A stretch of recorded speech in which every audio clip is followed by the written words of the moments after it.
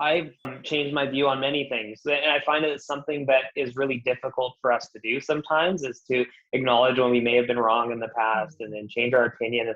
I made, it was funny enough, I made this Instagram post once that I was even like toying with, should I not, and I ended up making it like, hey, these are things that I've changed my view on. And I wrote down things that I believed at one point and that I no longer believe. And I actually gave the timeline for like when I believed these things.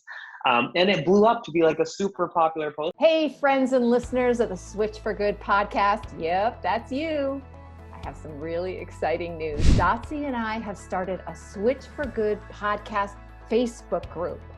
We created it so we can build a community of fans that will help us improve the show and deliver on the topics that you want to learn more about. So we want to hear what your favorite content is, what you want more of, and what you want less of. And if you like the length of the show, Dotsie and I are always talking about the length of the show, right, Dotsie? Yes. We want to tailor our show around the needs and desires of our incredible listeners, almost 500,000 of you. And it's really simple to join. Just go to our Switch for Good Facebook page. That's Switch, the number 4, and then Good. And then click on groups. And there we are, the Switch for Good podcast chat. You can post directly in the group, share ideas, talk to other listeners, and connect with like-minded folks. So go, run, join our Facebook group and tell us what you want.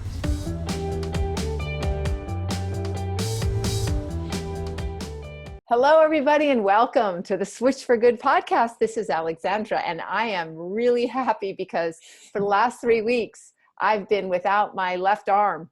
Dotsie.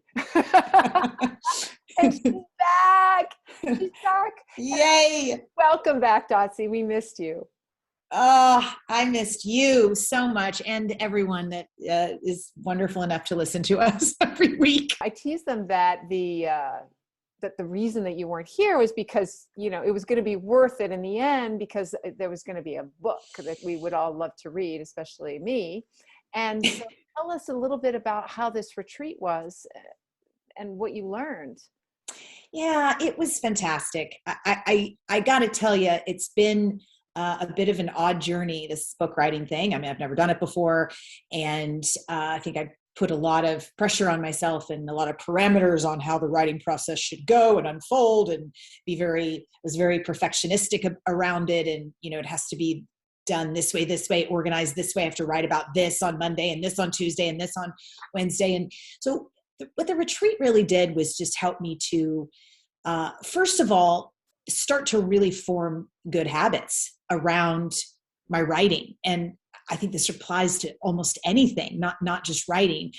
The more stories that flowed out of me, the easier it was to sit down the next day and do it. Obviously, there's a lot of people that talk about forming good habits and how important they are for accomplishing whatever it is you're after. And I really found that to be the case because I was writing every day, many times, twice a day. And so I just formed that habit. So now that I'm back home, a little bit earlier than anticipated because I had to come home because the husband decided to break his scapula in a mountain bike race. So I had to get on the plane. But I am treating this week like I'm still at writing camp, or I'm trying to. And it's been just much, much easier to just sit down and just let it flow. And, the second thing was just letting go of the fear of writing. And that some people will say that's crazy. And some people will say, I get it. I had a lot of fear around, what I was sharing, what I was saying, how it was going to land on people. But I realized no one's watching. No one's sitting here next to me watching and judging what is coming out of me. So I just needed to let it flow, right? Allow all that perfectionism to melt away and be brave. Be brave with the pain that I'm bringing up. Be brave with the writing of my truth, because it's it'll go to an editor, and we can decide later what's going to stay in the book or what's going to go out. Just write. Just let go and just let it flow.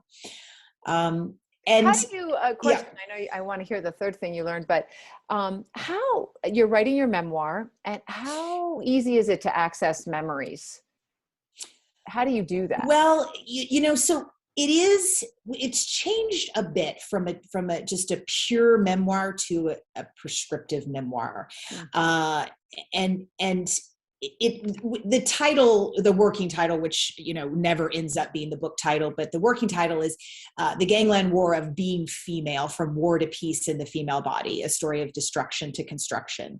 So it's very much a conversation around how we deconstruct and how we disconnect in our early years, many of us, not everyone, and then how we can, construct and put the pieces back together to be whole again, and the disconnection of our mind, body, and spirit, and how we bring those back together.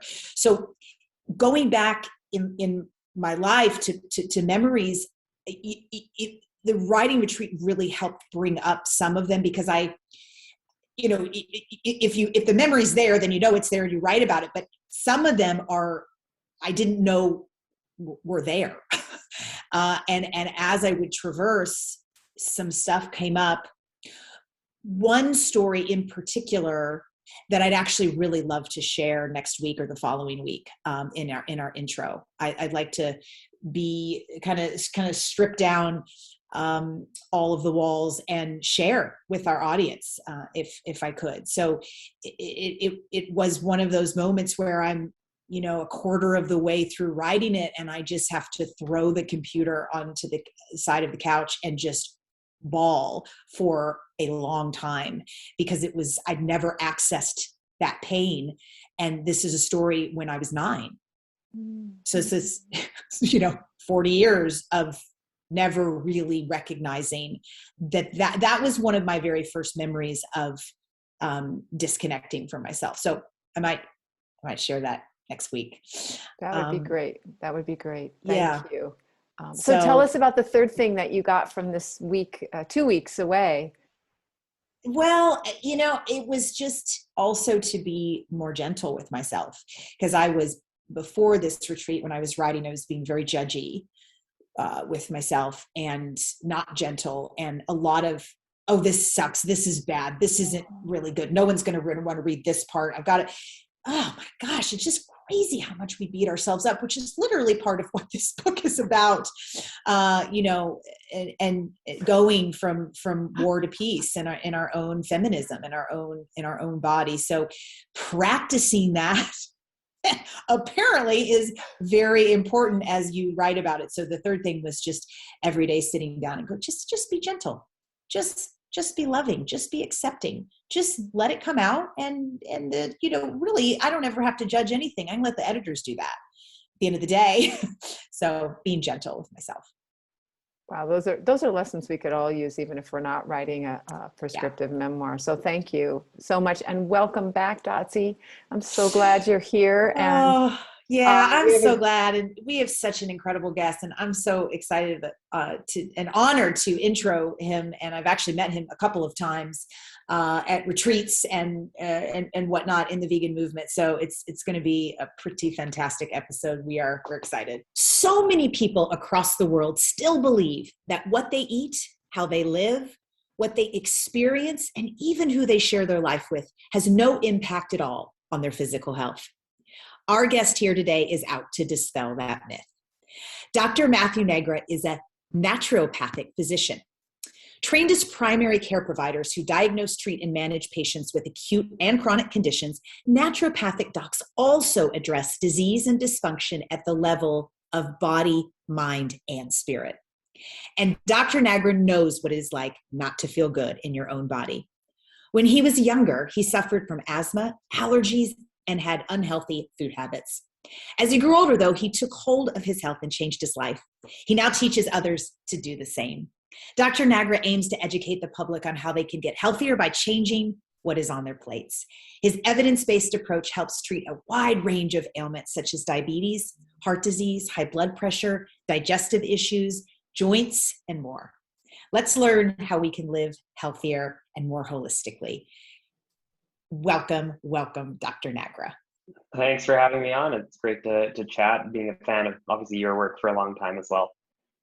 Well, awesome. All right. So to start off, since I began the intro speaking about naturopathy, I don't think everybody in the whole wide world, I know it took me a while to really understand the pieces and the components to what true naturopathy is.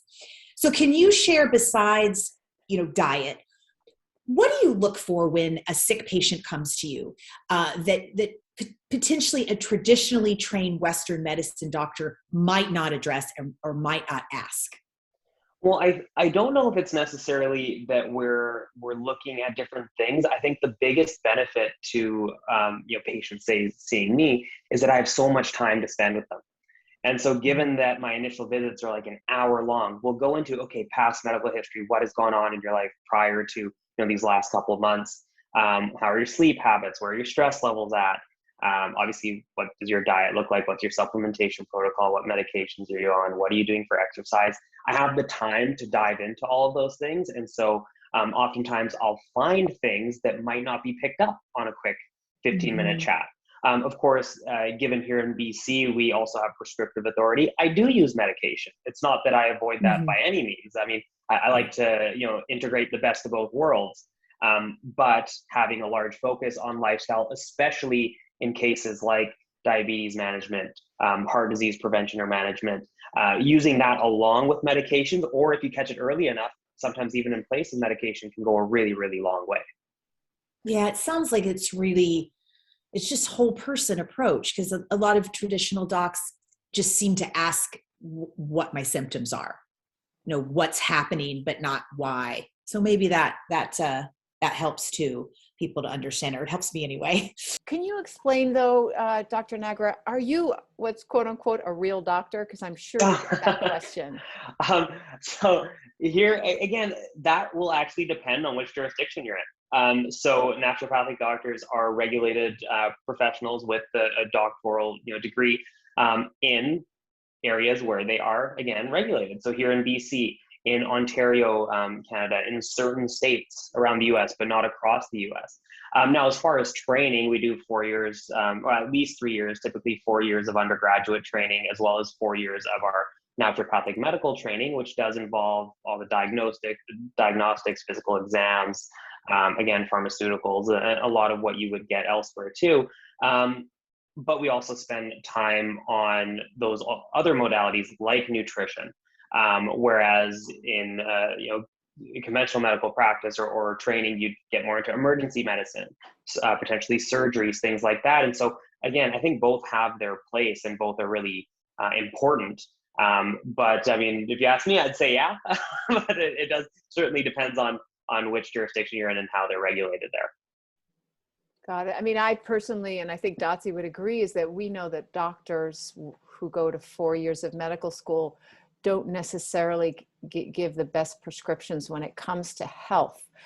So we're happy to know that there are naturopathic doctors out there who do look at that. I just found your history really interesting. You grew up struggling with allergies and asthma and I guess just basically unhealthy eating. So how did you traverse from there into the world of plant-based food and eating vegan in the first place?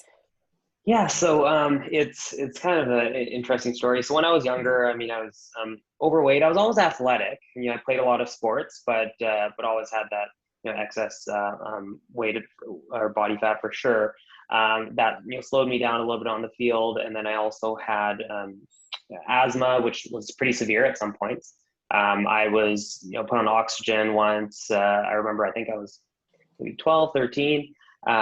Maybe slightly older, and it was supposed to help, and it helped for maybe half an hour, and then the lungs started shutting down again. I had to go back in. They had to put me on oxygen again, and the doctor, while he didn't outright say it, he even somewhat hinted to my parents that, look, a lot of kids don't make it through these sorts of asthma attacks, and obviously that was really stressful. Now I didn't know what was going on. I remember I was just in the room with the mask on and everything. And so I didn't really know the severity of the situation until much later. But that was a scary moment for the family. And actually, even if we rewind further, that came up because my mom had called me and I was talking to her and she could tell I couldn't talk properly. You know, I was taking these gasps in between, you know, a couple words, and so obviously left work, picked me up straight to the doctors. And, you know, I had this personal trainer a little bit later on, around when I was 14, 15, who really pushed more of a plant-based sort of approach. He wasn't strictly vegan or strictly plant-based, but definitely predominantly plant-based. Very much disliked dairy. That was like the one that he really hated, which obviously is suited to this podcast. And so he was, you know, always pushing me to get off of that. But I was a kid. I didn't care. You know, I didn't really follow a lot of that. Until at one point he actually, or his wife, who was also a trainer, wanted me to record everything that I ate for a couple weeks. And that was the point where I was like, oh man, they're going to see my diet. It's so bad. You know, the gym already sucks. You know, the workouts are already so hard. What's it going to be like after the fact? Yeah. So I thought, you know, I'm going to trick them a little bit. I'm going to eat super clean for the next couple weeks. And so I did. I cut out, since then, basically cut out all classic junk foods, sodas, actually got rid of dairy right then. For the most part, I think there might have been a few little bits that snuck in after that, but for the most part, got rid of dairy. Really reduced my meat intake, although it didn't completely eliminate at the time. And I started feeling better, started losing weight. My lungs seemed to be doing better. My allergies, you know, whether there's a connection there, certainly seemed like it was doing better. And since then, I definitely haven't had as severe kind of, you know, springtime allergies. And so I thought, okay, maybe there's something to it. Maybe it's something for me to, you know, keep up with. And I did. And that's what really got me into it, is I just tried it. I felt so much better and I stuck with it for, at this point, it's probably been, I don't know, 13, 14 years since I started making that shift. And over the course of the next couple of years, I just learned more and more about this way of eating, more and more about the, you know, research behind plant-based diets and all of these different chronic illnesses. And a couple of years later, when I was in university, and I actually started sliding the other way again, eating a lot of cafeteria food, and that I noticed, hey, I'm not feeling as good as I was before, and I want to get back to that. And there was a day where I was just like, okay, I'm going 100% plant-based overnight, did it, never looked back. And so that's kind of the quick version, I guess, of the whole story and how I went through that. Yeah, you did it to save face. That's the they wouldn't have to see your demons. I find it interesting. I never quite understood until actually Dotsie and I started doing this podcast and we were interviewing so many doctors, but I couldn't understand how what's going on in your lungs could be affected by what you put in your mouth.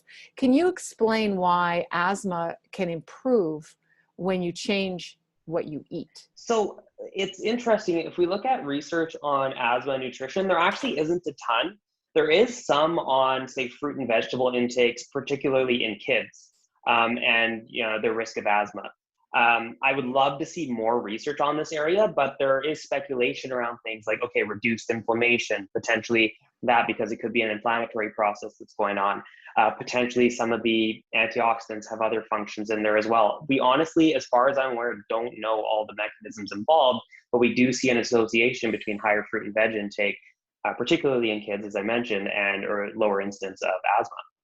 Mm-hmm. And what about dairy? Because you mentioned that dairy really helped you in terms of your asthma when you were a teenager. And that's another one, especially anecdotally, we hear a lot. And again, it's an area I'd love to see more research into.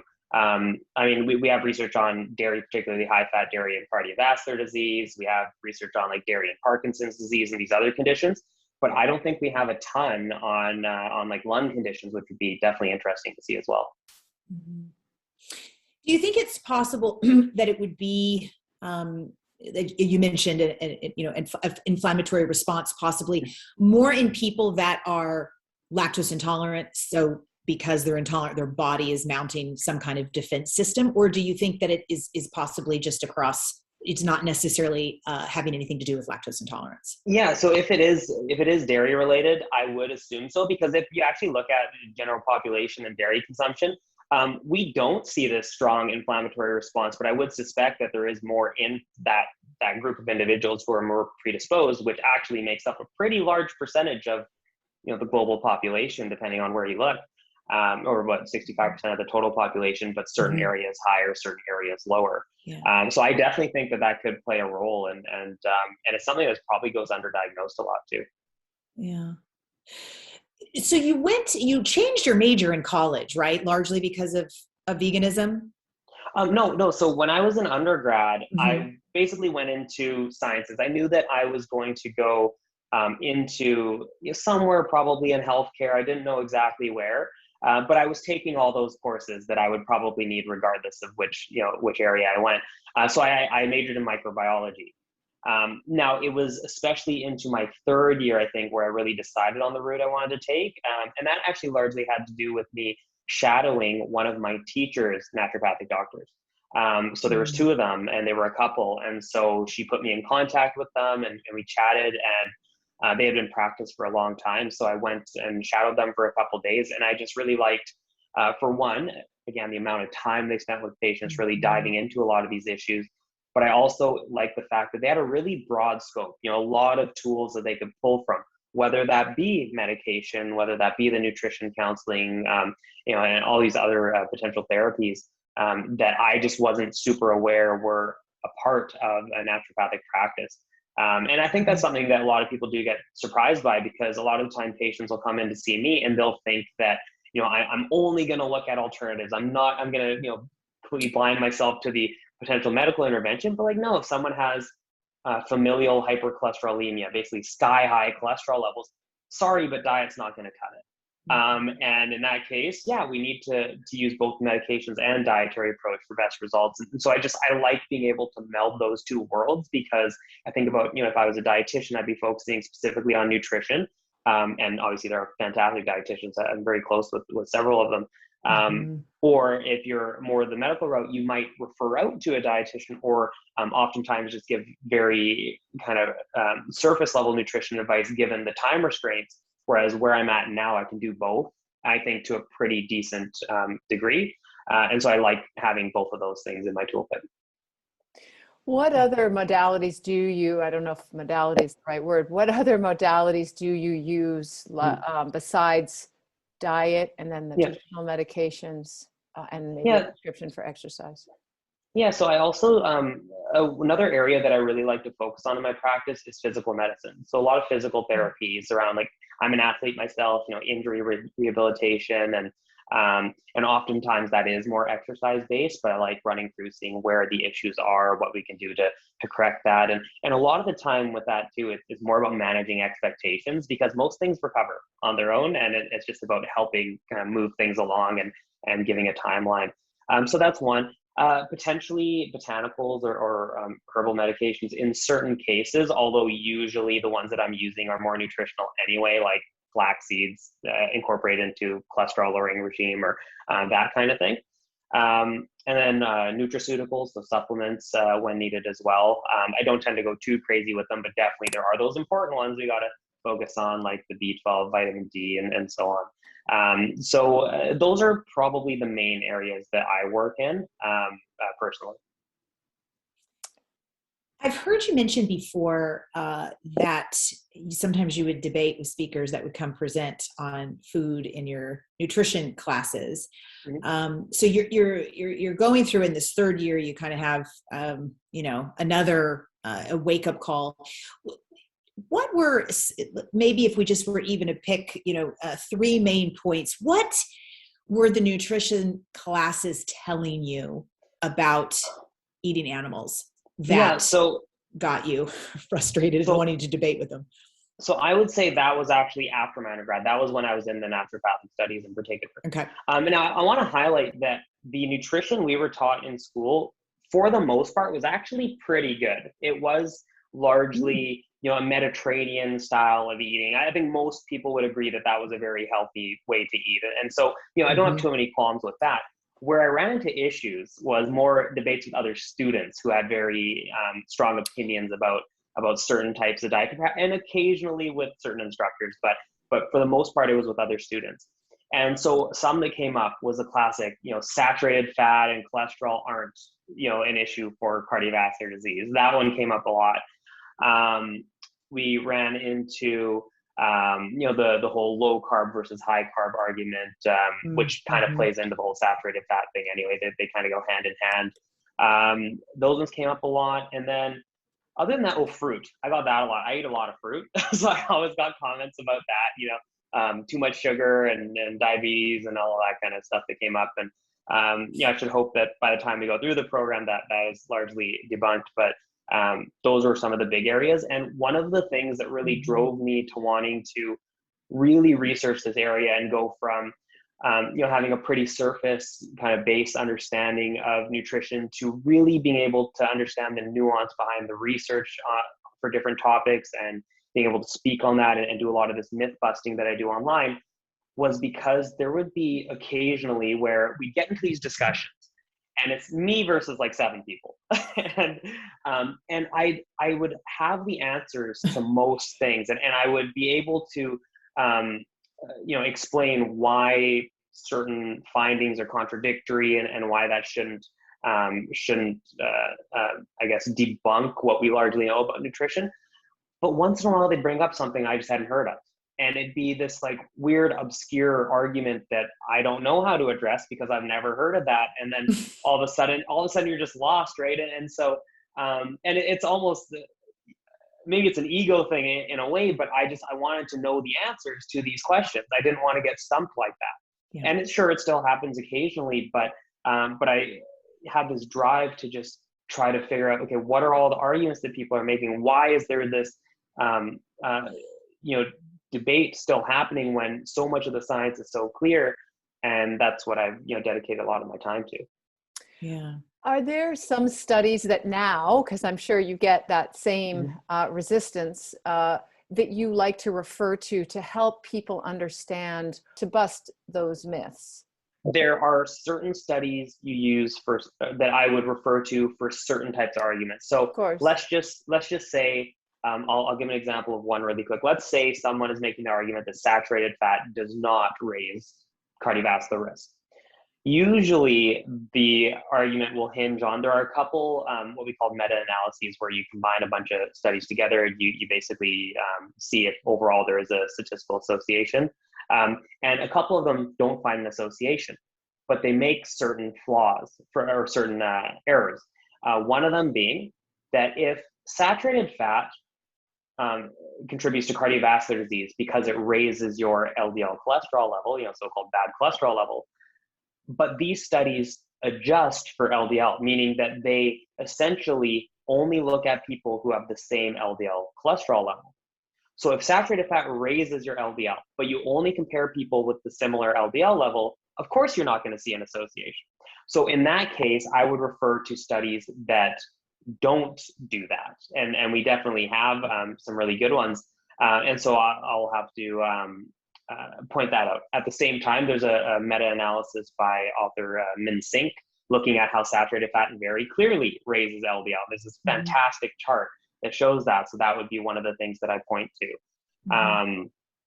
Another one, there was a Cochrane review. Now the Cochrane kind of database is really great, and they do these excellent reviews every few years on different topics, and you can see very clearly that there's a certain area where saturated fat raises your cardiovascular risk. So if you go from below, say about 10% or even down to 8% of your calories coming from saturated fat to above 10% of your calories coming from saturated fat, that's where you see an increase in risk. So again, a lot of studies will only compare people eating a lot of saturated fat to people eating even more saturated fat. And there's kind of a point at where you're not going to increase risk further. And so I will point to that and say, look, there's a very clear area where we see this increase in risk. So if you're looking way over here, you're not going to see any risk. And like, I know it's hard to just convey this to an audience who's listening right now, but these are the sorts of little details that you'd have to get into, or that I try to get into and very clearly lay out. To show that there is an association when you consider these very specific details that are often missed when people are arguing, in the other direction. Dotsie likes to cite the chocolate milk study, Dotsie. Oh yeah. Yeah. I mean, I think first of all, what you're saying is important. You know, the question is always, in my opinion, in comparison to what, Yep. right? You get it. So I want to go back to that first study, because I didn't quite understand what you were saying. Because you were saying if you compare people that have similar, cholesterol numbers, then you wouldn't see a difference. But I'm thinking if you have a group of people and they all have 200, and then you feed some of them saturated fat and others not, wouldn't you potentially start to see a difference? Let me clear that up. Yeah. Thank you. So we're looking at like population-based research here. So it's not like you're putting people into a study, feeding them something and seeing what happens. So just observational more. Yeah. So and everybody is going to have a genetically different baseline for their LDL cholesterol levels. Mm-hmm. So let's say, Dotsie, you and I, just genetically, if we ate the exact same diet, I have an LDL of 60, you have one of 100, just based on genetics alone. Mm-hmm. I'm in a very low risk category, you're slightly higher risk. Mm-hmm. And so if I ate a bunch of saturated fat, I might bump my level up to similar to you. And so if you were to compare our cardiovascular risk, they would be very similar.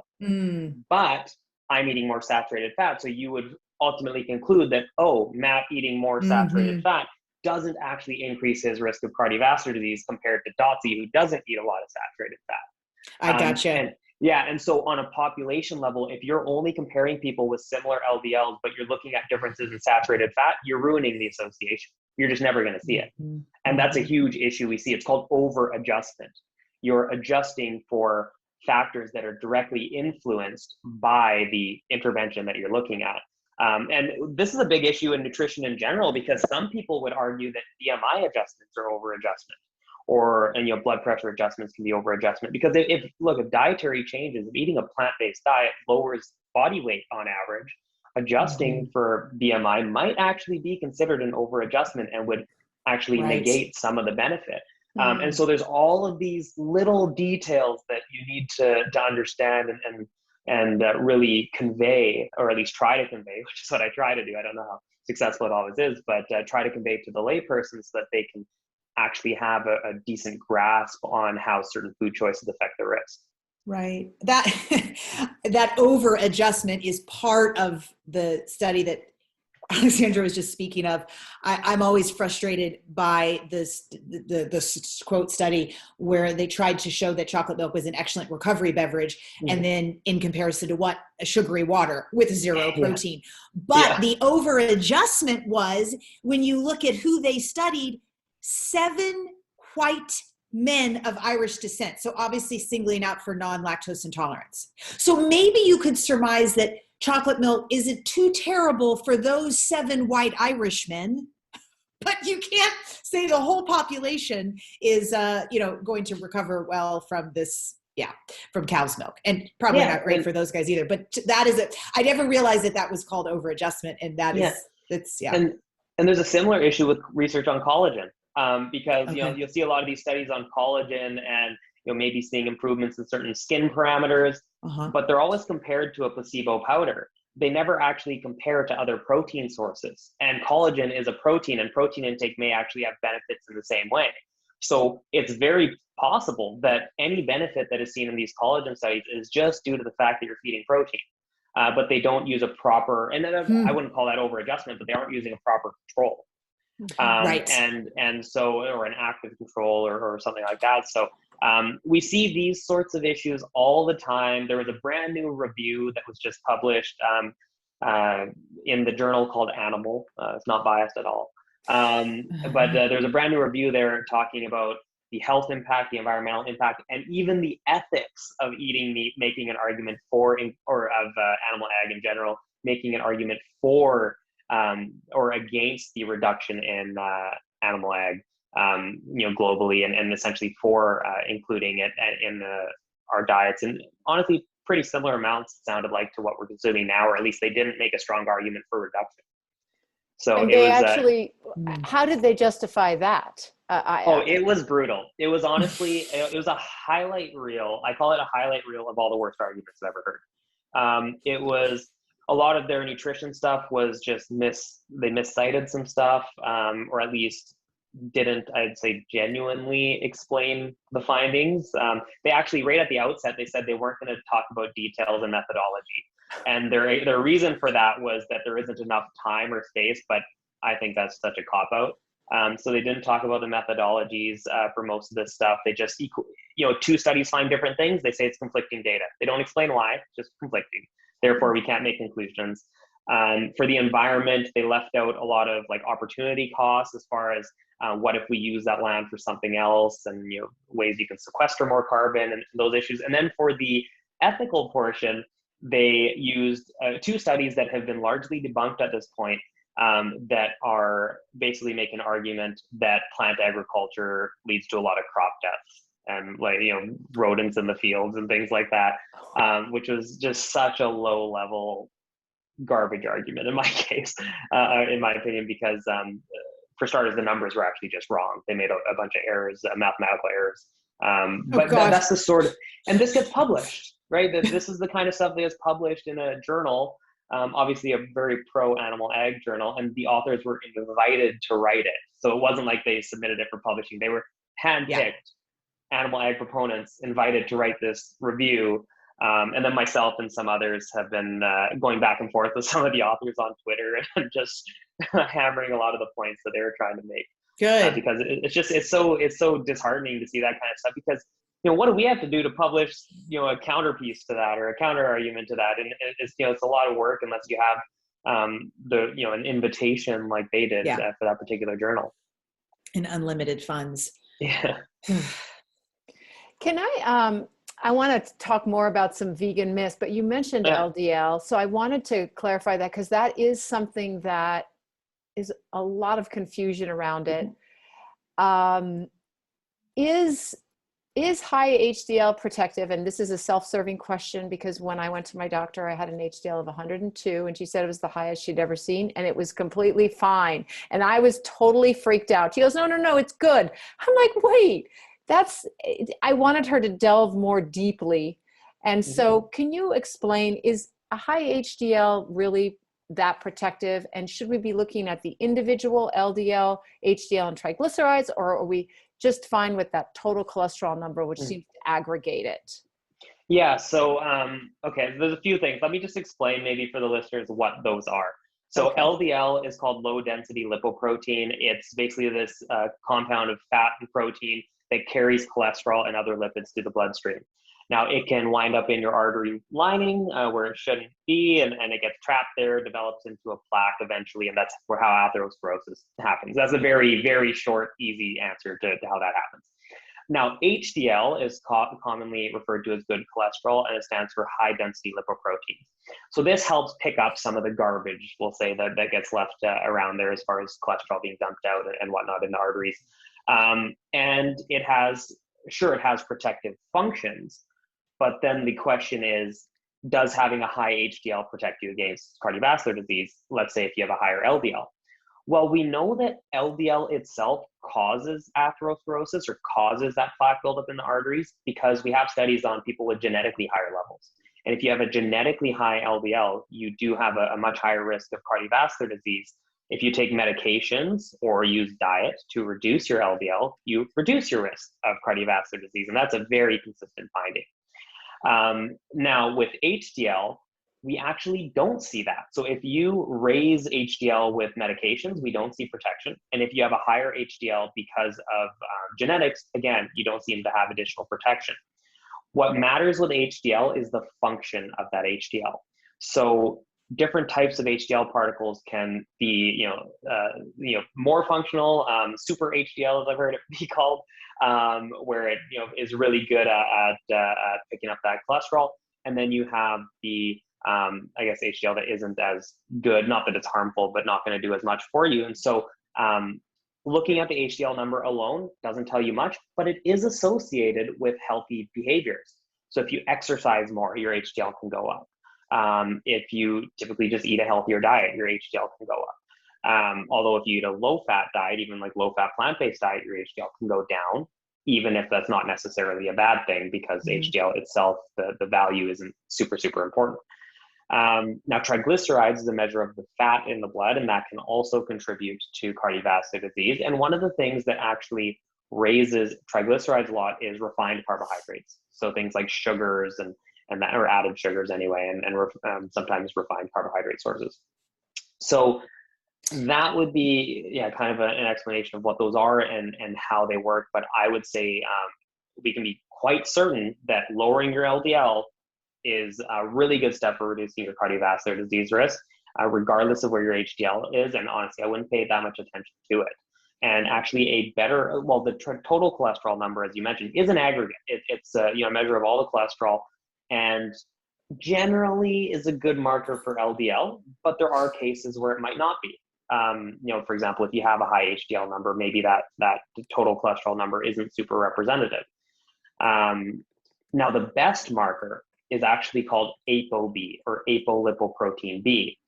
And that counts all of the atherogenic lipoproteins. So all of the compounds that can, get trapped in the artery wall and lead to atherosclerosis, most of which are LDL, but there are others there. And so if you want the best picture, it's that ApoB number that gives us that. And it's something that is gonna, I think, start to be used more and more. I know our Canadian Cardiovascular Society guidelines, the most recent ones, are now promoting its use at least once in a lifetime to get a good baseline for that. And I think, as the years go on, 5-10 years down the road, it'll hopefully just be the mainstay as far as measuring risk. But folks should ask for it if they want that test. It's not in the general panel, blood panel. Okay. Thank you. It's not because LDL itself, the LDL cholesterol number, is quite good. There are instances where it might not be as accurate. Like if you have high triglycerides, for example, it can kind of it can shift the LDL value a little bit, so it's not super accurate. But in most cases, it's a pretty good marker. ApoB is just a little better. Great, thank you. Great. Yeah, I'm so glad you brought up the processed sugar. I remind myself sometimes if I'm somewhere where I can't seem to find a great vegan option, that French fries and beer are vegan, and that's the direction I'll go for that week if I'm in some city that's, kind of like my hometown. Actually, it could be a little rough there in Kentucky, but it's so critical for people, and I'll just speak for myself, to constantly be reminded of the difference between a banana and a Hostess cupcake, or a blueberry and a Krispy Kreme, or a mango and a Mike and Ike, or, it's just pure processed sugar. What's the difference? Why does it matter in our bodies? Yeah. So, refined sugar intake or refined carbohydrate intake is typically associated with poorer health outcomes, particularly if they lead to weight gain. That seems to be one of the main mechanisms by which they cause issues, because they're easy to overeat on.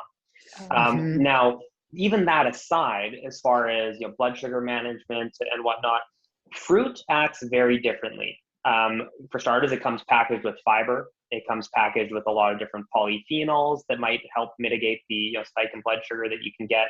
And so we have a lot of studies, some even eating into the teens as far as servings per day of fruit, or even higher, and not leading to any kind of issue.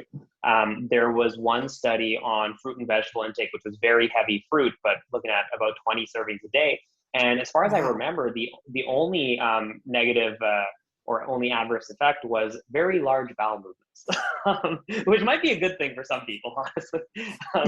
But and more frequent for a lot of people. But but that was really about it. I mean, we see consistently that fruit intake is associated with a lower risk of all-cause mortality, so that's death from all causes combined, lower risk of diabetes or type 2 diabetes, lower risk of cardiovascular disease. So fruit consumption is something to be emphasized. And I mean, if you want to get into specific types of fruit, like berries for cognitive function, there's actually some pretty solid research on it, consuming berries and performing better on cognitive tasks. So I dump a whole bunch of berries in my oatmeal every morning, or in my smoothie if I'm having that. And I definitely think it's a food group to try to include regularly. One little trick that I love, I don't have the sweet tooth Alexandra does, but I like a little sweet at night, and it just tastes like dark chocolate to me, to just freeze blueberries And then Oh, wow. they're like, they're very treat-like if you freeze them, like one. So, well, I mean, non-frozen, they're pretty delicious too, but so yeah, hot tip on the Yeah, there frozen. you go. It's like snack on at night after dinner when you don't want to go crazy. It's like 10 o'clock at night. Like, let's not add more, bad things to the mix. As far as sweets, one thing I got a couple people hooked on is actually just dates with peanut butter. Just plain and simple. It's super good. Oh, And it's like really sweet too if you need something, in the evening, maybe after dinner. that is awesome.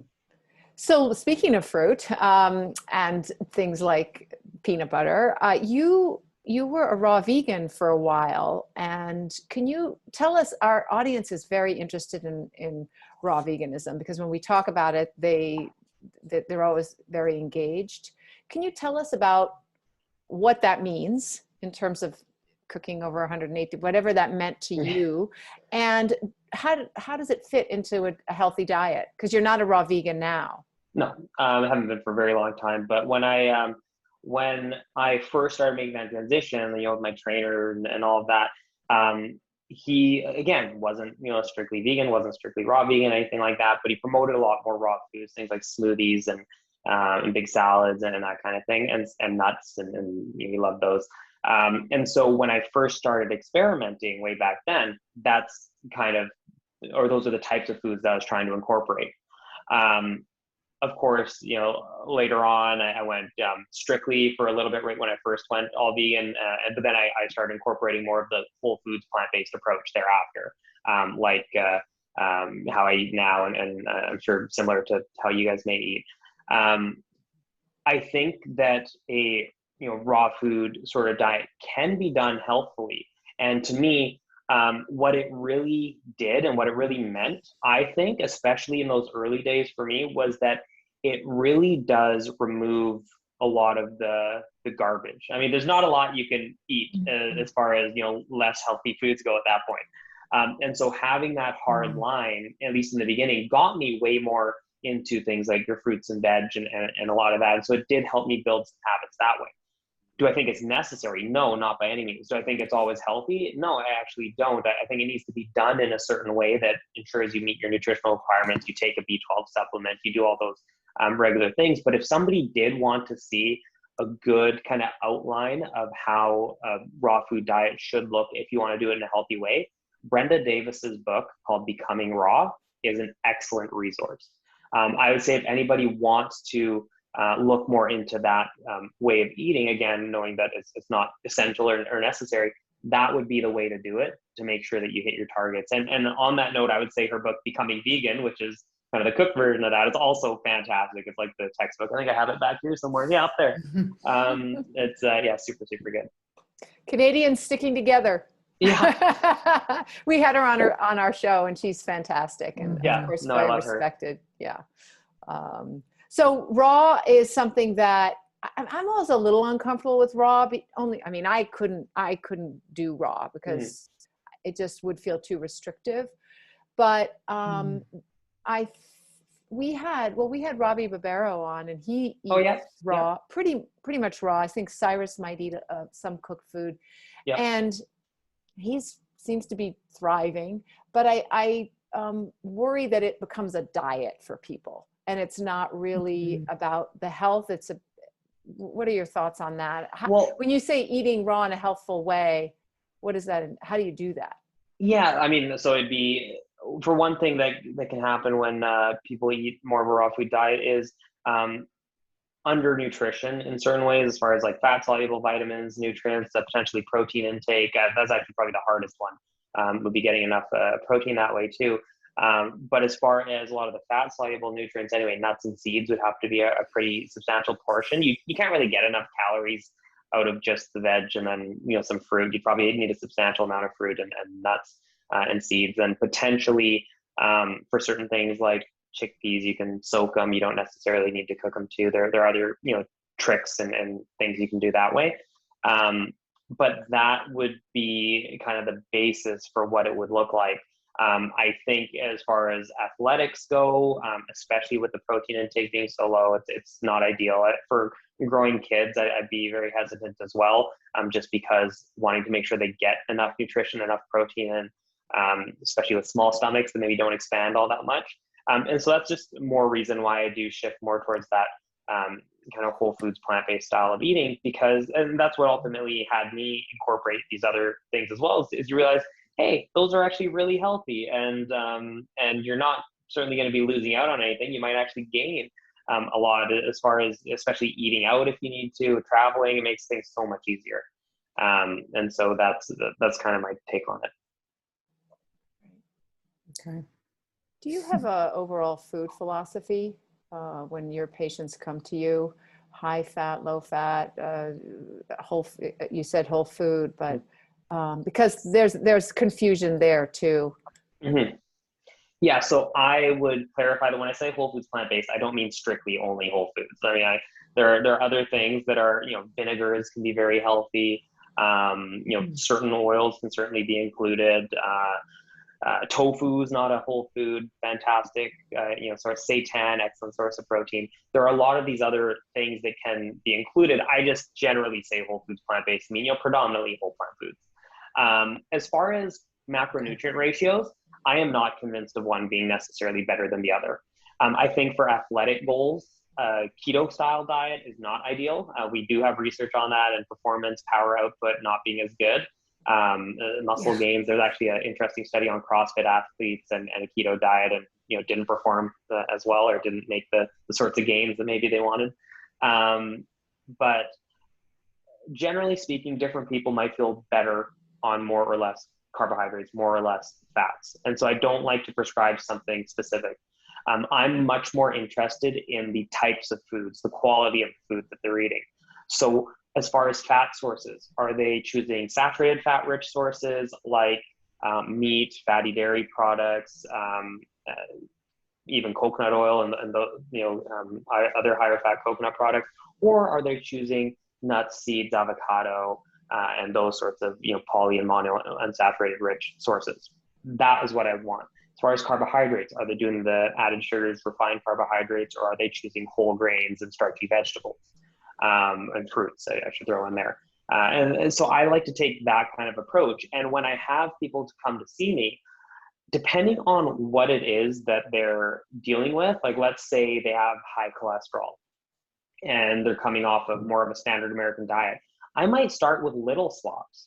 I might start with, okay, you're having meat twice a day, basically every day, or and you're having, say, a glass of milk with that. Why don't we swap out the milk for a soy milk? And why don't we swap out at least one of those servings of meat for tofu or seitan, or heck, even a mock meat, if that's an easier step or transition for someone to make. Let's do that for a few weeks or a couple weeks. Let's see how you're doing. And if it's going well, excellent, we can move on to the next step and kind of take it one at a time. I find that that's a lot easier to stick with and a lot easier to build habits around versus overhauling everything at once and then maybe them sticking with one or two little things. And so that's kind of my approach. Yeah. Speaking of the saturated fat and the difference, we all know about that Time magazine a couple years ago that said butter is back, right? And then they could continue on. And I have a friend who went vegan, I don't know, 6-8 months ago. And the other day I'm talking to him and, because he was hungry in the beginning, like often is, you take that much saturated fat out if you're eating eggs and milk and meat every day, right? That is all of a sudden gone. So I was kind of working with him on that. And the other day he says, oh my gosh, but I've discovered the beauty of olive oil. And there's so many different kinds and I just love it. He's going on and on. I was like, whoa.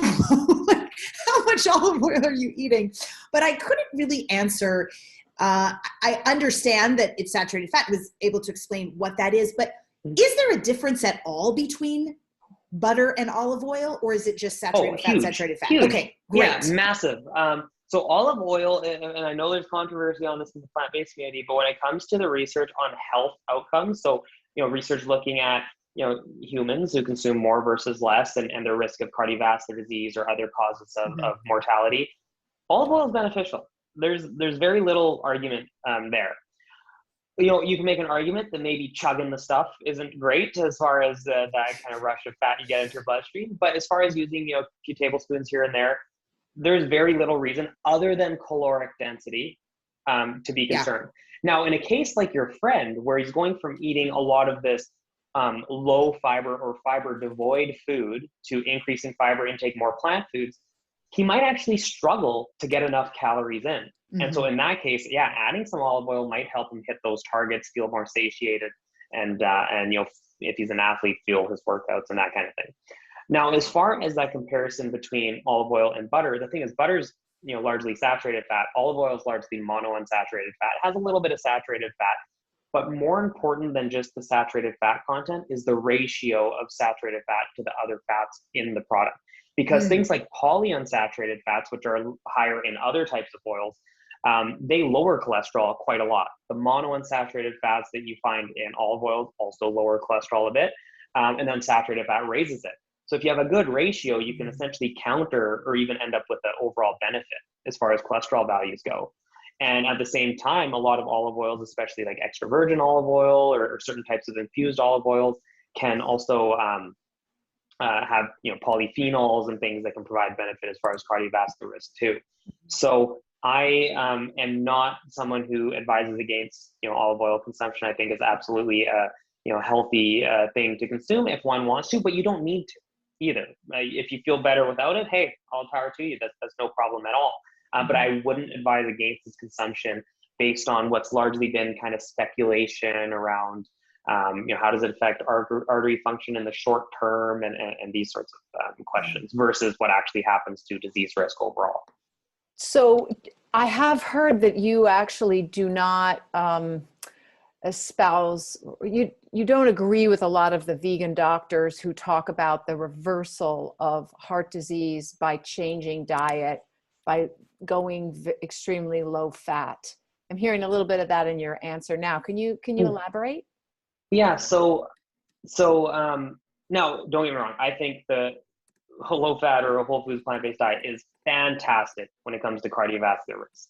I think it dramatically reduces risk of having a cardiac event like a heart attack, which is ultimately the goal. The claims around reversal go a bit too far in the sense that we don't have data on the best measures of plaque buildup, demonstrating that this approach does actually lead to regression of plaque. The differences that have been seen in like obviously the lifestyle heart trial, they weren't to a clinically significant degree or to a degree that we can be certain that it reduced plaque, overall plaque volume. And that's because of the type of measurement that was used, the margin of error in measurements. You need to have a more significant degree, or you need to use better measurement tools to determine that. But again, that is not a shot against the diet. I want to be very clear. It's not a shot against the findings of a significantly reduced risk of having a cardiac event, which is what matters. It's just it's a bit of an exaggeration potentially as far as how much of a reduction in risk we see.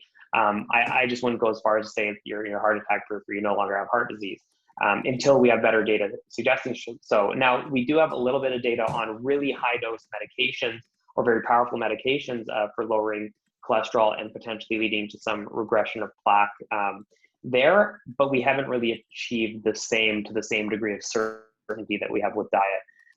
But again, I don't think that's necessarily the goal or should be the goal. Yeah.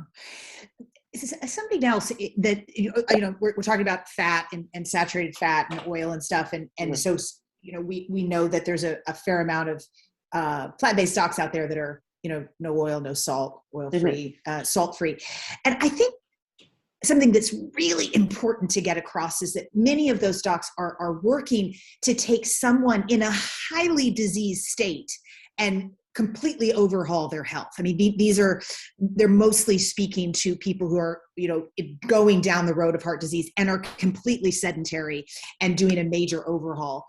I find that it seems to be, just from the emails I get and the conversations I've had, that it seems to be that it would be very important to overstate that maybe when they're discussing this, because this is important for you and me and Alexandra because we're athletes. So salt, right? Sodium is one of the electrolytes, and we literally need electrolytes to fire our muscles. They will, we've all experienced a bonk, and some of that is the sodium loss. Some of that is low blood sugar, and we haven't gotten enough calories in. But you literally need it for your muscles to fire. So if you're an athlete and you're sweating a lot and you want your muscles to fire, you need to have some sodium in your diet. It would be dangerous to be, I don't even know how you'd be a no sodium athlete. And like marathoners and stuff, they all, have some sodium in their gels and all sorts of things too. Right. And some of us lose more sodium than others. Like my husband does, he'll finish a bike race and his whole kit will look like a powdered donut. I mean, he loses so much sodium. So on really hot days, he actually races with sodium tablets in his pocket. Now, I don't lose quite as much as him, so I haven't had to do that, but I will kind of load up the day before. So I think it would be awesome for you to explain, if you are healthy, and healthy meaning you're not in a highly diseased state that you know of right now, and you're moving a lot and exercise, where does salt and maybe a little bit of oil, which you kind of already explained, fit in? But let's focus on salt, because I had someone write me that I explained that to, and she's like, oh my God, I've been doing this salt-free, no oil, and I'm so tired all the time, and I can't run like I usually can run. And I said, well, I am not a doctor, but I am just going to imagine that you don't have enough electrolyte balance.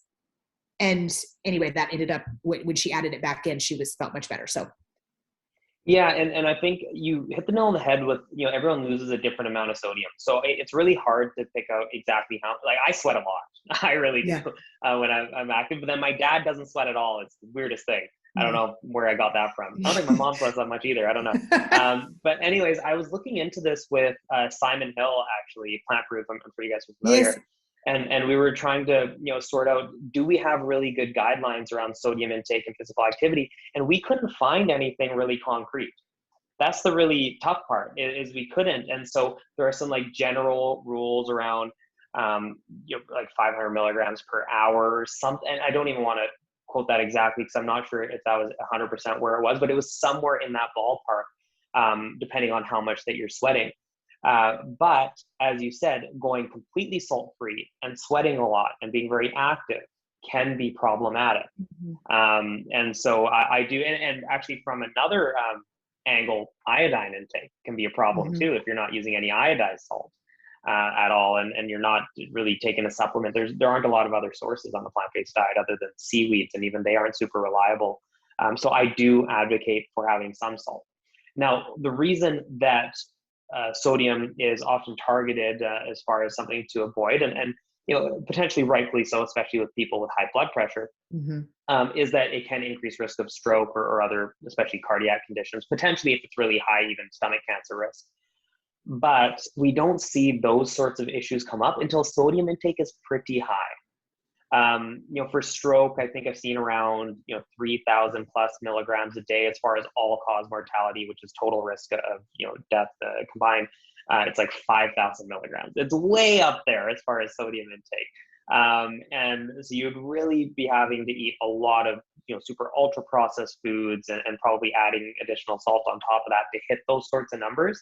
And we actually see that those who avoid salt altogether and eat super low sodium can actually have a bit of a higher risk compared to those who have very low intakes as well. That might be partially due to what we call reverse causation. It might just be that these people are more sick to begin with, and so they cut out salt, and so it can kind of skew the results a little bit. But regardless, in that like kind of low to moderate range of sodium intake, I know the American Heart Association is around 2,300 milligrams a day, or 1,500 for those who are at high risk. I don't see any issue with that. And I just haven't to date. Just a note that I quickly looked up while you were talking, because I believe that salt can be an issue with the average American or Canadian North American. And one Big Mac has over 1,000 milligrams of salt. So if you do eat which so many Americans do, then salt is an issue. But for people like us who eat more whole foods, and I don't have a taste for salt at all. Dotsie and I love the sugar, and she's more drawn to salt. That's why we're such a good team. We together. Yeah, and that's such a good point. Like if the difference between a Big Mac and a whole food plant-based diet is almost entirely you're going to have to salt your food to get salt in it. Yeah. a whole food. But if you're eating Big Macs, you know, it's like you definitely leave the salt shaker at home. Like, so what I'm saying is you're very cognizant of your salt intake if you're eating mostly whole foods, because you're having to add it yourself. Yeah, exactly. And that's a good thing too, awareness. Yeah. If you're eating stuff that you're cooking yourself, you're not adding salt to it, and you're not consuming a lot of these like ultra processed foods in particular, your sodium intake is going to be very, very low. In which case, yeah, you have a lot of room to play as far as adding some salt in, and it's a good way to get more iodine, as I mentioned as well, if you use iodized salt. Can you talk about organic versus not organic and GMOs? Because I buy 95% organic fruits and vegetables. Whenever I can, I feel it's important. But I've heard you say that it's not that important. Yeah, so I've changed my view on that. I used to be more pro-organic. At this point, I don't think it matters that much. Reason being, so there is research on like pesticide exposure, particularly if you work in fields and you're chronically exposed to very high levels of it, or if you live nearby where it's being sprayed. Because of that chronic exposure, you can have higher risk of certain conditions. But if we look at exposure through dietary intake, we actually don't see that. And we have only a couple cohorts. We definitely need more research on this. I'm not saying it's settled by any means. But the two cohorts that we have looking at organic versus non-organic consumption, we see that it's pretty much a wash. In one of them, there was a increased risk of non-Hodgkin's lymphoma in the conventional versus organic group. But then in the other cohort, there's actually a higher risk of breast cancer in the organic versus the non-organic group. So it seems to overall be a wash, and I wouldn't put a lot of confidence in either of those findings at this point. But one of the things to also consider is that organic produce isn't necessarily not sprayed with pesticides. There's different types of pesticides. They just aren't allowed to use synthetic pesticides for the most part. So they use different types. Sometimes they can be even more toxic. Sometimes they have to use larger amounts because they're less effective. So what would be an example of, synthetic, not so much synthetic, but a natural pesticide that's allowed on? Honestly, I can't even, I don't know all the names of all the different types, but basically just, not the kind of classic standard pesticides that they'd be using. But yeah, organic produce is typically sprayed as well. And that's something that a lot of people lose sight of. And especially given the cost difference between organic and non-organic, I don't see that it's really warranted for something that there isn't a lot of research behind, promoting or, displaying that it is a much safer alternative.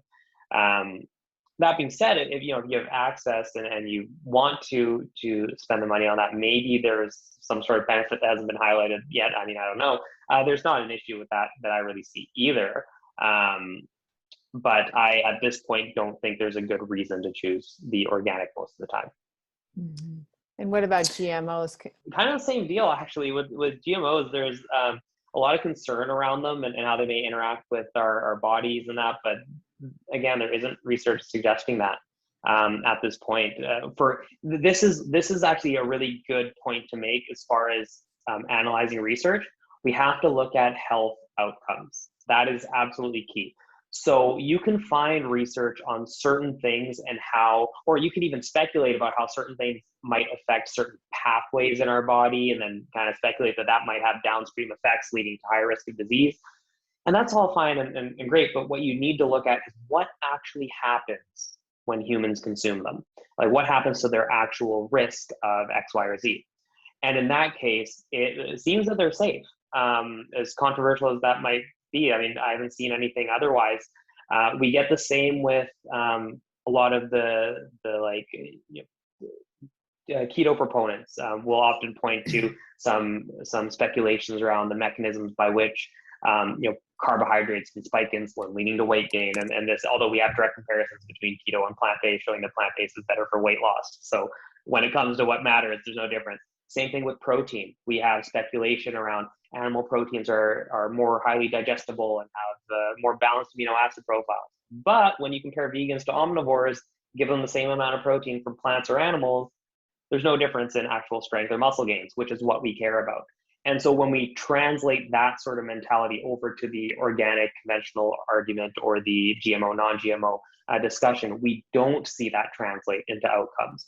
And that's actually the reason that the vast majority of medications that are produced each year don't make it through phase 3 trials. They have these petri dish or rodent studies, or even just ideas around how something might work. And then they feel confident in it, they move it on to human trials. It usually doesn't pass through because these mechanisms don't end up playing out in the grand scheme of things. Animal models are not good models exactly. for human response. But I just want to add that I don't know. I trust you in the GMO in terms of health, but in terms of societal and environmental, I'm concerned about GMOs because what I've read is that the companies own those seeds that have been genetically modified, and that can really hurt smaller farmers and lead to more power in the hands of this huge agricultural industry. Yeah, I would agree that for stuff like that, there are ethical concerns. Absolutely. I was speaking specifically to nutrition. So for anyone listening, I want to make sure that that's clear, health. I want to make sure that that's clear. I think there are absolutely ethical concerns to have with the way that they're being used. It's not that necessarily they are harmful in and of themselves, but the way that they can be used can be, harmful in other ways. That's what I love about what you do, Dr. Nagra, is that you actually help us look more deeply and question what we might have accepted because it fits our worldview. Yeah, I've changed my view on many things, and I find that it's something that is really difficult for us to do sometimes, is to acknowledge when we may have been wrong in the past and then change our opinion. I made it was funny enough. I made this Instagram post once that I was even like toying with, should I not, and I ended up making it like, hey, these are things that I've changed my view on. And I wrote down things that I believed at one point that I no longer believe. And I actually gave the timeline for like when I believed these things. And it blew up to be like a super popular post of mine. I was like, man, people really like hearing about things I've been wrong about. But shows you're human. Yeah, I know. But they actually, the really funny thing was a lot of people, I guess, who maybe that kind of struck a nerve with because they also believe those things, started arguing with me about how my old view was the right one and my new view wasn't. Oh gosh. and then we said if you go read through the comments, you see a lot of back and forth like that too. And look, I was convinced otherwise, and if you can convince me that my past view is correct and my new view is actually wrong, I'll go back. Like, that's not a problem. I can absolutely change my opinion like that when presented with better evidence. Can you share one of them with us? Yeah.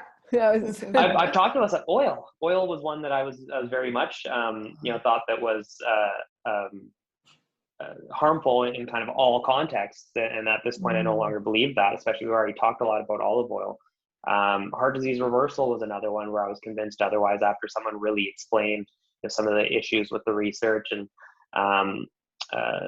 raw foods was another one, thinking that they were necessarily healthier, which obviously changed my view. There's a lot of them that I've changed my view on over the years. And at this point, because of those sorts of things, I try to really do my research before making sorts of claims around things, to ensure that, yes, this is the right claim to make, it's accurate. I'm not making another mistake here because I'm putting it out to people and they're oftentimes, taking it and accepting it. And I want to make sure that I'm providing the correct information. Once in a while I might mess up. It's usually not that big a deal. It's usually just misquoting something or whatever. But for the most part, I think I'm pretty good at making sure that I've got a good foundation for some of the stuff that I put out now. Yeah. I think that there's probably a lot of confusion around a lot of different foods. And one of them is certainly eggs. As an athlete, I ate a lot of eggs. And I definitely know athletes who are whole food plant-based except for eggs. And I think some of it honestly is just because they're so easy and they go down easy. When you have to eat, if you have to sit down and eat 1,000 calories before an afternoon workout or something, they're just easy to get down. There's not a lot of chewing involved and you can just get some straight protein down. But I know that you can kind of parse out like what's the downside and upside. I know for me, when I went in 2019 to speak to the dietary guidelines, when the egg lobby guy, that's what I like to call him, because he was from the industry and it was this guy that looked like he eats a lot of eggs. He stood up and he did 3 minutes on choline. And it was just this and even knowing he's from industry, I am not kidding you. I came back home to Orange County and I was like, I got to figure out this choline. Apparently I need a lot of it and I can't get it from eggs. So what am I going to do? I mean, he even had me freaked out. So what's the downside and upside of chicken ovulation? Yes. Yeah. So eggs are, they're actually one of the, I would say, out of the typically recognized as healthy foods, probably one of the least healthy. I don't know if that's going to get me caught in hot water here, but I would say that that's probably the case. And so one thing to really understand is that, eggs are a rich source of cholesterol. They have a little bit of saturated fat. Yeah, they have choline as well and some other nutrients. But what's choline for? Just so we can help people. Yeah, so choline is a conditionally essential nutrient, meaning that we make some. It might not be enough. It's been recommended that we consume some, through dietary sources as well. Okay. How much we need is not really firmly determined at this point. There was a study done back in the 90s, and this is where a lot of it is based on, a lot of our recommendations around choline, where they have people consuming either about 50 milligrams of choline a day or 500 milligrams a day. They found that those consuming 50 milligrams ended up with choline deficiency symptoms. So these can be like neurological issues and some not so fun things. Yeah. And then those consuming 500 were fine. And from that, the conclusion that's drawn is that, or that should be drawn, is that 500 is enough, 50 is not enough. The true requirement is somewhere in the middle. Instead, our recommendations are based on that 500 cutoff, but that doesn't necessarily mean that we need 500 milligrams, right? It could be that we need a lot. It could be that we need 51 milligrams, for all we know. Obviously more than that, but it's somewhere above 50. And since then, we've actually got more research. So we have research on like pregnant women who were consuming on average about 400 milligrams a day, and that an added supplement on top of that didn't provide further benefit, suggesting to me that in pregnancy around that 400 mark is probably suitable. And pregnancy is a time when you would need more choline as well. If we look at the general population, kids, women, and men all consume below the recommended intakes. For the children are recommended a bit less than women, less than men.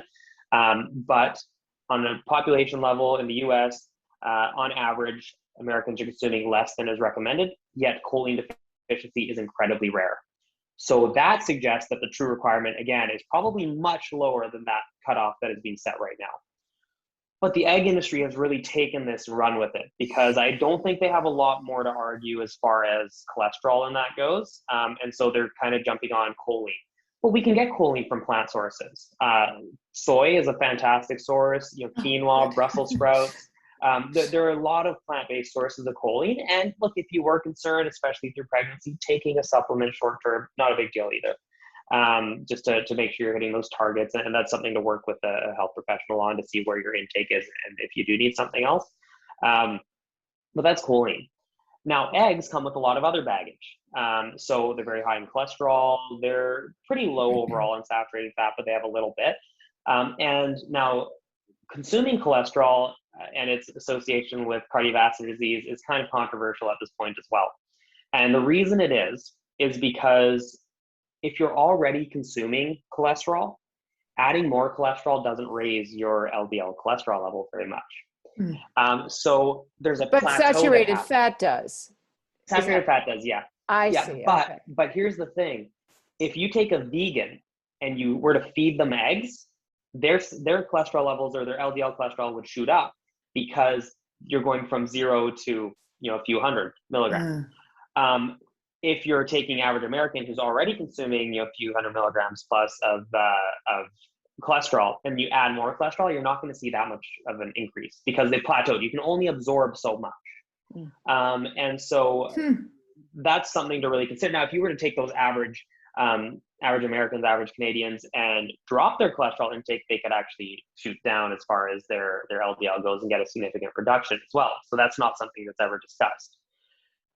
But similar to the saturated fat research, one of the issues that we see in some of the egg research is that, classic over adjustment for LDL cholesterol levels, as I mentioned, with saturated fats. So you're looking at people with similar LDL levels.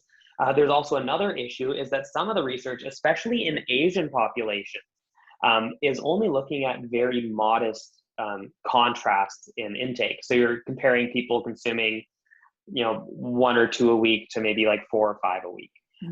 You're not comparing those not consuming eggs to those consuming one every day, typically, or larger exposure. Oh. So when you look at that larger exposure, that larger contrast in intake, or like your friend you're talking about there who's down in eggs left, right, and center, you're going to see a probably markedly higher risk. Also, choline itself may increase cholesterol levels, especially if you're having a high, concentrated source like that. It's not 100% at this point. I'd say we can speculate that based on some of the research that we have. We do need a little bit better research there, but that might play a role. And then actually choline might also play a role to an increase in diabetes risk, type 2 diabetes risk, which might be explaining the association between eggs and type 2 diabetes. Because those with genetically higher choline levels have higher risk of type 2 diabetes as well.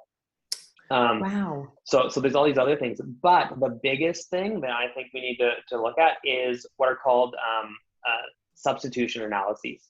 So this is that classic compared to what question. When you look at what happens when you swap out eggs for plant protein sources, you see dramatic reductions in risk of like cardiovascular outcomes or even all-cause mortality. There was an excellent substitution review or substitution analysis in 2020 by Huang, was the author. And they found that subbing out just 3% of calories from egg protein with plant-based protein reduced risk of all-cause mortality by, I think in men it was like 24%, and women was around the same. I can't remember the exact number, but that's substantial. That is an absolutely massive drop in risk. And 3%? That's 3% of calories from the egg protein. Little.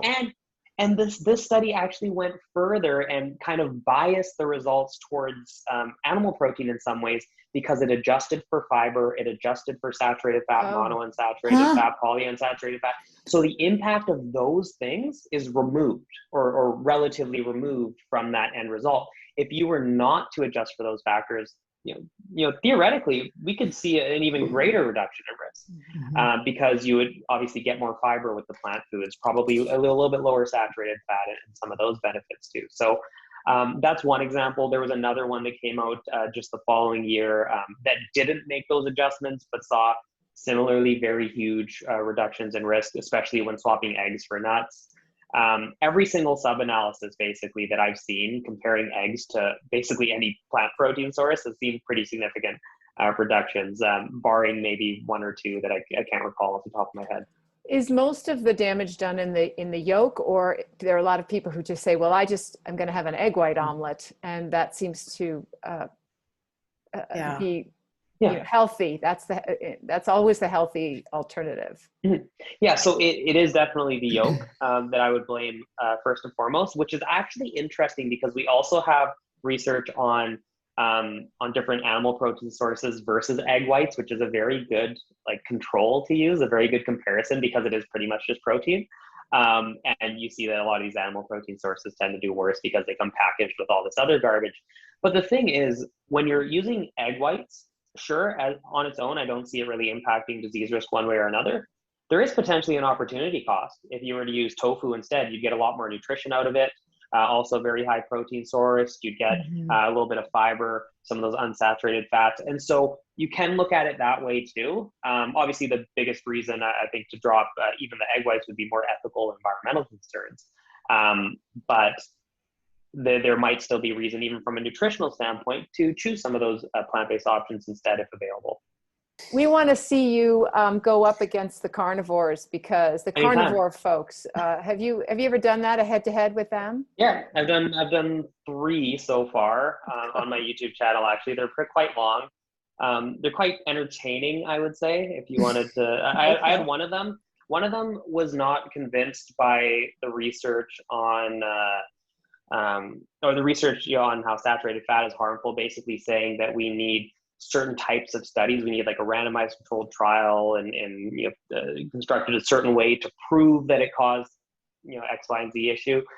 So I got him to also admit that jumping off a 1,000-meter high cliff, or we can't claim that jumping off a 1,000-meter high cliff causes death because we don't have that specific type of study designed for it. And he actually admitted it, which was crazy. So obviously disingenuous, but it's just, they so don't want to acknowledge that they might be wrong that they'll even go to those lengths. I had another one who got really angry and kind of rage quit after like an hour. But anyways, it might be entertaining. I have another one in the works right now. We're trying to figure out the date for it. Not a carnivore though, over a different topic, but Great. Yeah, I do them once in a while. When people agree to it, but honestly, a lot of the time they don't really agree to it. They'll just like kind of come on my social media page, say a bunch of stuff. I'll offer to have a discussion and then they refuse. So it happens pretty often too. How do people find you, Dr. Nagra? Them or people who are listening? Oh no. No, our audience. How does our audience to either watch those videos or to work with you?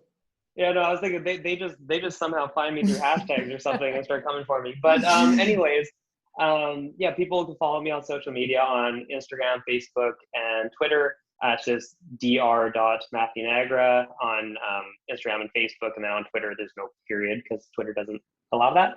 And then also website, drmatthewnagra.com. You can find me by searching my name on YouTube as well if you do want to watch those debates at all.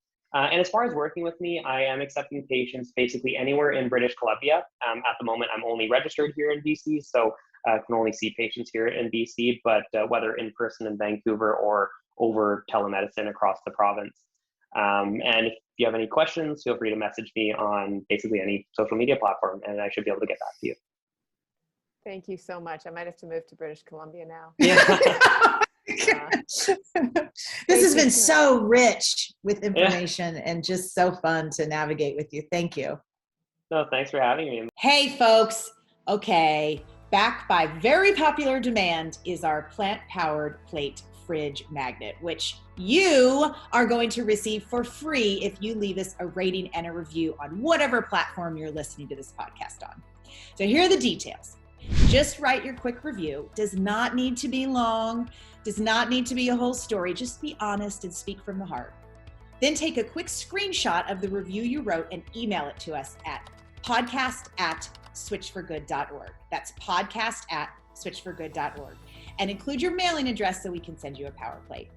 We are doing this because the more reviews we garner, the higher we go in search results, which means more folks will learn about our podcast. So the power is in your hands. Leave us a review and zoom, your power plate arrives at your doorstep. So thank you so much for tuning in today. If we helped you in any way, then click the subscribe button and let's keep hanging out together. We have so much more to share with you. And if you need more information on actually making the switch for good, please visit us at switchforgood.org for loads of info. And you can subscribe to our mailing list where you will receive all sorts of super cool gifts, discount codes to our very fave dairy-free products, and a lifetime of powerful health tips. So join us on the journey to switch for good. This is the future.